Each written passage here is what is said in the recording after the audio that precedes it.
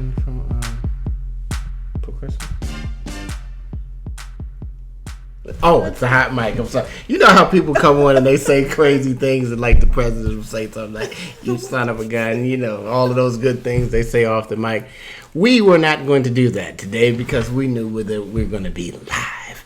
All right? Where's your passion, everybody? Where's your passion? If you're here, you're not here just because you want to get on another live stream and just, no, you're here because something said today could change your life, can move your business. You can, they say iron sharpens iron. And these women are sharpening everybody, okay? And if you're not sharp by now, you stay tuned. You get sharper. You can actually get sharper by just being around. Where does that iron sharpen iron? It's just like, you know what I mean? It's just like you just got to be around it. You have to be around the fire. It's been fireside chats. It's been iron sharpening iron. It's been ladies just sharing how they pushed to get to the place that they needed to be, but everything they had was passion. You can, some people just have no passion. And you can't read anything that they're selling. I'm thinking about going into business. You really are, huh? Is that really what you wanted to do? I mean, you ready to fire your boss with that passionless? No, we need the passion. And now we're going to go into the passion. Misha Green, you're back. Hey, it just feels like old times, right? That's the Chicken Box every Thursday at noon on the Afro Americans Facebook page. All right, speak your truth. But we're speaking the truth of the passion of the nonprofit. I used to think a long time ago that nonprofit meant that you didn't make any money. Newsflash, that is not what nonprofit means. Absolutely. So Dana, why don't you introduce one of our speakers, your namesake? What? Is it hard for a Dana to introduce a Dana? Right, no. So Misha is back, as Kevin mentioned. Impeccable mentioned, with two nonprofit all-stars. Dana Carr with Leaders of Tomorrow. She's the executive director. It's a arts organization that's committed to delivering interactive and engaging arts curriculum in classrooms. We need that art back in the schools badly. Thank you, Dana. So it's in after-school programs to underserved children, and it serves more than 3,200 people. Well, actually, community members and 30,000 students. Wow. Come on. Give it up for Dana. Listen, underserved, bringing art. It has to be some outlets for our kids. It has to be. Thank you very much. Yes, and then also, Misha will be speaking with Tiffany Majors. She's with the Greater Baltimore Urban League. And as president and CEO, she helps African Americans and other minorities secure economic self-reliance, parity, power, and civil rights. And they will be talking about some insights if you're interested in starting a nonprofit. The passion of nonprofit, ladies, women who win. We're here. We're here for it all. Come on, let's get it. Come on, passion. Where's your passion? Come on, bring the passion. I am so elated to be here with these amazing women who win. We have been backstage having fun and cutting up, and I know this panel is going to be dynamic and didactic for all of you today. These are truly women who win, and today we are going to be talking about the power and passion of the nonprofit. So without further ado, let's jump into the passion of the nonprofit panel. Our first question is, as a leader of a significant nonprofit, how much of your time is dedicated to funding and how much to community engagement? And why don't we start with you, Dana? And Dana and Tiffany, I should both say, in your intros or in answering this question, can you also give us a little bit of an intro as to who you are and what you do? Absolutely. So thank you so much for having me. My name is Dana Carr, and I am the executive director of Leaders of Tomorrow Youth Center. And we are an arts education nonprofit organization. We serve in the state of Maryland and also in DC, all around arts education programming, not only for youth, but also for families. So we do a lot of parent engagement.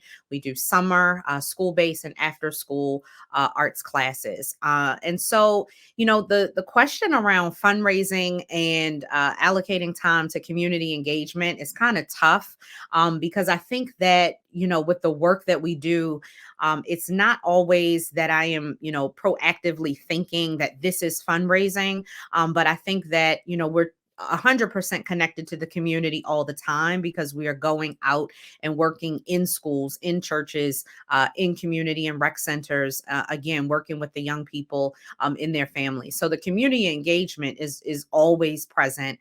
And I'd like to think that, the fundraising sort of happens as a byproduct of that, because people see, the work that we're doing, see hopefully the impact that we're making, see the power of the arts. And then they're compelled to want to learn more. They're compelled to want to give and to support the mission and the vision of the organization, trying to find out how they can pour into a young person's education that is inclusive of the arts. And so it's just something, I think, again, it's hard to say, 20% or this amount of hours. It's just something, as a nonprofit, of course, you have to always be thinking about. And I think it's definitely important to think about that in ways that are creative, and not just necessarily, traditional in terms of like a fundraising event or a donor campaign, but what are all of the different ways, going back again to that community engagement, that we can engage individuals around our mission and vision, so that they will be excited and interested to find out how to support. Thank you. Engaging people to understand the power of the arts. And Tiffany, how about you? Tell the people a little bit about yourself and how you're able to allot time and dedicate time to fundraising, to your community engagement. Sure. My name is Tiffany Majors. I'm the president and chief executive officer of Greater Baltimore Urban League. And it also, as Dana has said, it's an honor to meet with you and speak with our community in regards to our community engagement and the work that we do. Our work is service. Everyone that is on our team, our heart and passion and our desires are to serve. So we do that in every walk of life, and every part of our work. As Dana said, she could not have literally spelled it out in definition better. Community engagement is imperative, and that's what we do. A part of fundraising is never ending for a nonprofit. We don't have the corporate, I guess I would say, annual funds, long-term funds that many other companies have. So for nonprofit leadership, a lot of our work is nonstop chasing. To be perfectly honest, we look for long-term support where we can have some type of support that's long engaging beyond 3 and 5 years, but quite often enough, it's an annual support donation or grant. So there is never a time that we're not writing grants and seeking funding. At the same time, out in the community, identifying what the needs of our community is. For Greater Baltimore Urban League, we have 4 different pillars. Currently, we work a Saturday leadership program where we support youth one Saturday per month. And that is a college and career readiness program where we expose them to the college life. And that is HBCUs as well as PWIs. I guess 3 years ago, we were able to take 14 students to Google and YouTube and give them that experience to speak with Black entrepreneurs, Blacks in business, Black professionals in the STEM arena. We also expose our youth to different financial literacy programs. This Saturday, actually, we are having a youth entrepreneurship pop-up where we are exposing the youth to an opportunity to sell their products. So we will have 20 youth throughout Maryland. They're not actually our Saturday leadership youth, but we are opening up an arena, an event for them to sell their products. And it's for 24 and under, to show them networking, to give them the opportunity to have be in a like environment, see individuals like them, and be able to coordinate efforts. They will also, because from that, they will have to partake in one-to-one coaching sessions 5, and they will all receive a $1,500 micro business grant. Another program that we support is our, it was termed initially Returning Citizens Program, but I don't like that term. It pretty much sets a barrier, I believe.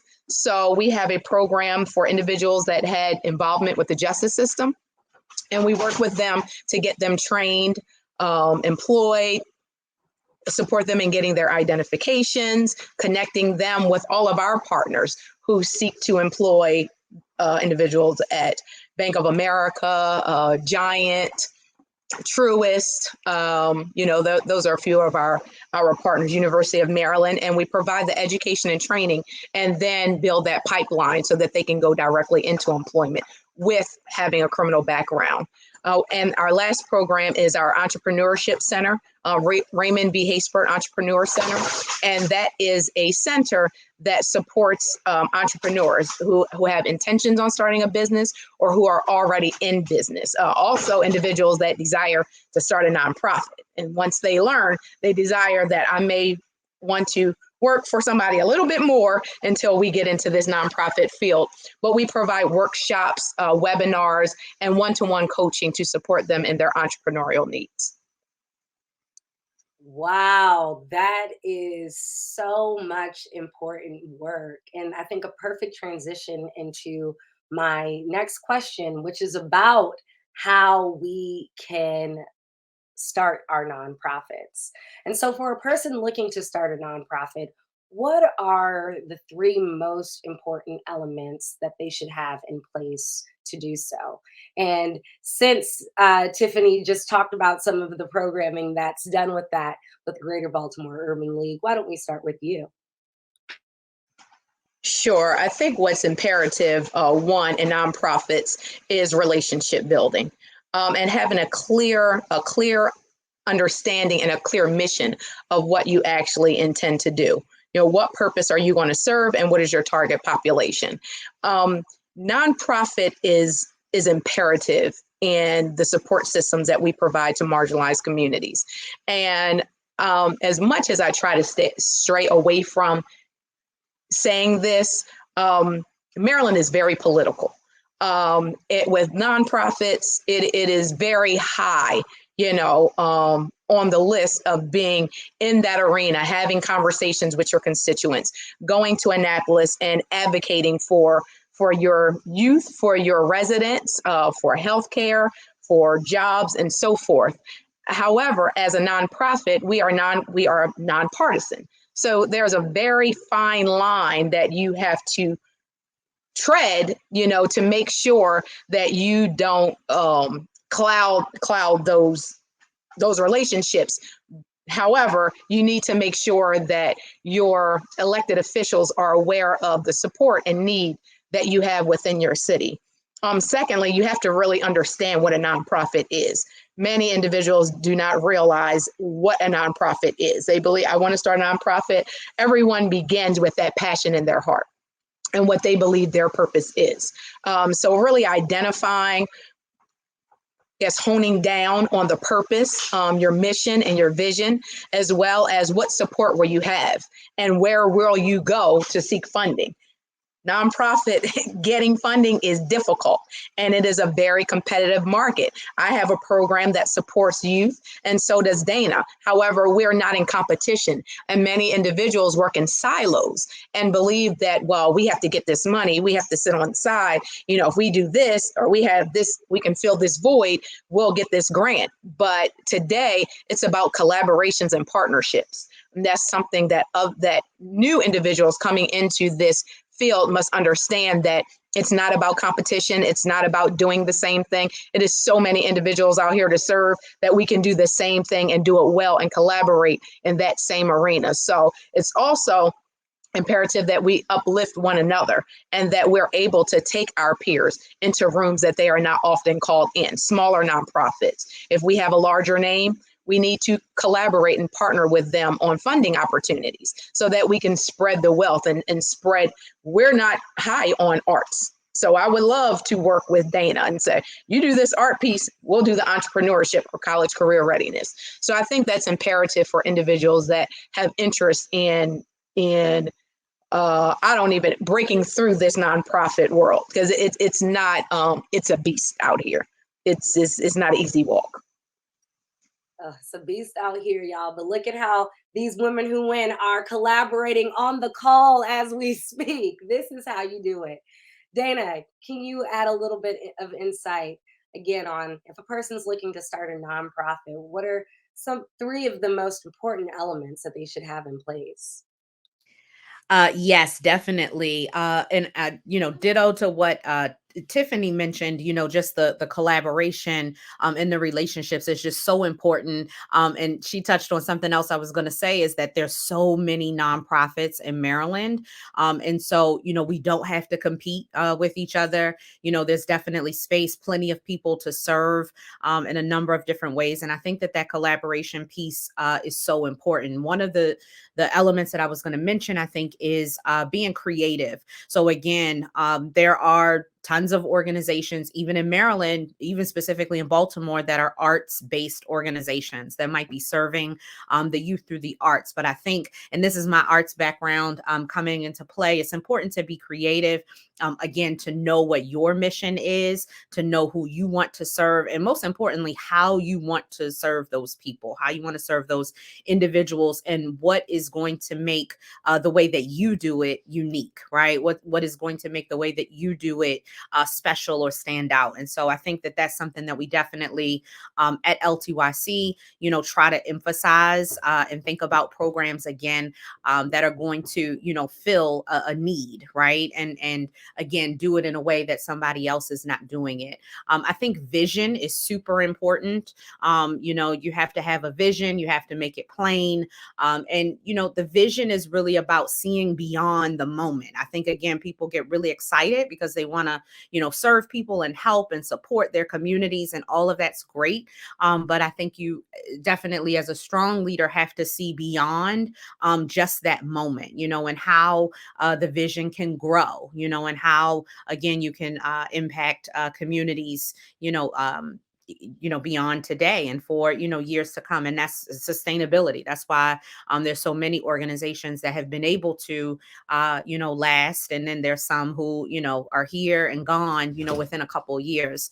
And then the last thing that I would say is just really being able to problem solve, right? Because again, as Tiffany mentioned, funding is always going to be a challenge. And so you have to, again, kind of think through all of the different funding streams that you might be able to access and utilize to support your organization and what it is that you're trying to do. And just, again, we look at COVID. I mean, that was something that none of us, could plan for, saw coming, and yet we all had to be problem solvers and pivot and shift, and we're still here. So I think that just having the ability to problem solve and think through, and again, that's where that collaboration can come into play, whether it's with your own internal team or you're talking to other nonprofits and saying, how can we serve this community? Let's get together. You do this great, I do this great, like, let's create a program. So definitely that spirit of collaboration and just problem solving through the issues together. Thank you for that. And how many of y'all out there are already like trying to think about your creative and visionary and problem solving ways that can get you to be a person who is a strong leader, particularly if you're looking to be in the nonprofit sector, but everywhere, right? We can apply those lessons and values that these awesome women who win are sharing for any and everything that we do. Final question. And we just talked a little bit about this, Dana, so thank you for that. Post-COVID, what type of programs do you all believe we will most need for communities of color? And why don't we start with you, Dana, since you hinted on that a bit and the strength and resilience that we've had to have. Sure. I think that there are a number of supports that are going to be needed in this post COVID world. And so I'll speak to some of the things that we are looking at, again, as primarily a youth serving organization and with the arts. The pandemic has taken a toll on all of our mental health, social and emotional and mental health. And so those are really the sorts of programs that we are developing and looking at in a post-COVID world. Again, using the arts as a tool to be able to help students with, grief, who have suffered loss through the pandemic, who have suffered, some sort of trauma due to the pandemic, and just even looking at how long students were out of school. I have an older child, and just the fact that they were not in school for a year and a half, and how that has not only impacted them academically, but just their social skills, right? Not being around their peers and in school for a year and a half. And so I think that, for us, it's about, again, really building those social and emotional supports, even within our current programming, to really make sure that we can, as much as possible, shore up students' mental health, challenges, and also being, a liaison to point them in the right direction for other resources, supports, and again, things we may not do, but we can refer them and say, hey, here's a great therapist, paired with our arts mentoring program to further support them. Thank you for that. All such important work, and through the arts, which everybody at the Afro knows is my favorite thing. How about you, Tiffany? What are some of the things that we really need to see in place to support communities of color post COVID? Of course, Dana, I follow her lead. Most importantly, something that we have identified is mental health, and that's with everyone. Everyone's mental health has suffered and continues to suffer. Everyone says post COVID, what's going to happen when COVID is over?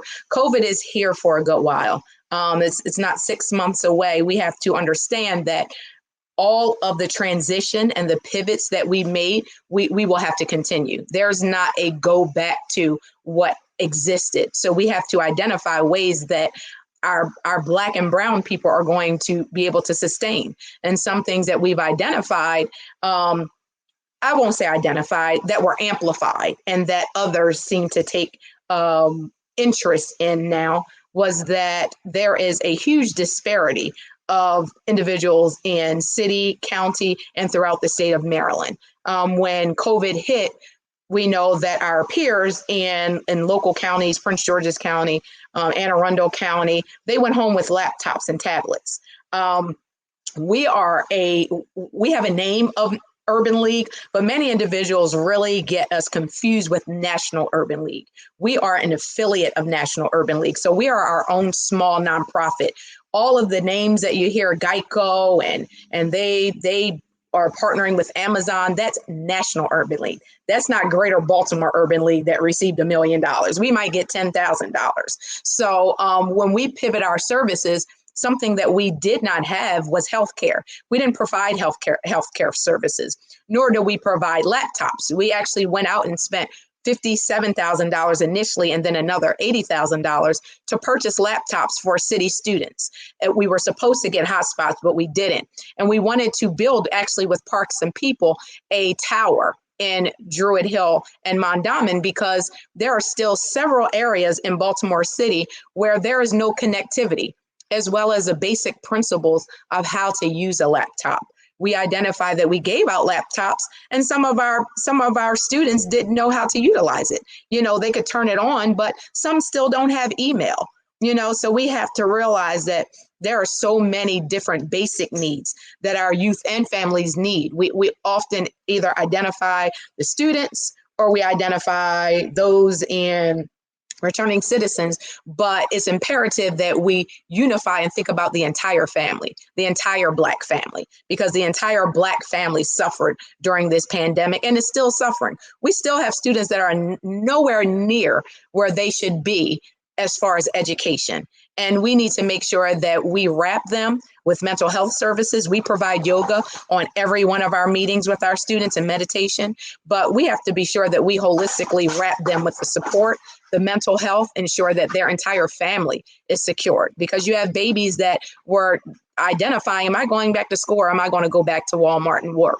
Because this is what I did for a year. So you have some that are still blackface at Walmart and still in education. And you have some that are now really 2 years behind, although they are still sitting in the classes. So I think what's imperative going beyond is to make sure that we don't believe once COVID is gone, that we end those resources, that we wrap the entire family, that we continue with the mental health support, and that we amplify the diversity and the disparity in Black communities throughout Baltimore. They say we have the most money, but I'm still trying to find it. So that we advocate. Advocacy is very important. We can't decide where we're going to open our mouth for the sake of a dollar. We need to open our mouths and say what is necessary and provide the truth of what is being delivered to those in poverty. And that's something that must be carried during COVID, after COVID, when everyone feels that we've moved on. All of those things are imperative throughout the life of Black and brown people. Well, there you have it, everybody. We're here delivering the truth to you all today. Oh, these women just have me shook. I got goosebumps and all, because the work you're doing is so incredibly important. Any final thoughts for the viewers out there? We'll start with Dana. I would just say, just kind of going off of what Tiffany said, it's important to advocate for our children, for our families, and most importantly, for ourselves. So just encourage everybody continue to do the work and, to continue serving, because that's what it's all about. And Tiffany, why don't you wrap us up? I would like to say thank you to Afro for continuing to uplift our nonprofits, our Black women in leadership, because Black women in leadership is an extremely difficult job to do. It's not the usual walk in the park, but to also support your nonprofits, support the small nonprofits that are not nationally known. And if you go into a room and the room doesn't necessarily suit you, there might not be a college and career readiness program, make sure that you mention LTCY, that you mention, oh, I know this program. It's imperative as we move on to stop the silos and try to work collaboratively more often, and mention those names when the people are not there. So I think that's imperative for us as Black communities, as small nonprofits, and women. I don't believe in the women of color, but Black women, Black and brown women who are in leadership, that we do more of pulling that person up and supporting them and putting them in certain places. You don't always have to be at the table, but as long as you have a conversation that's a part of that table, that's imperative.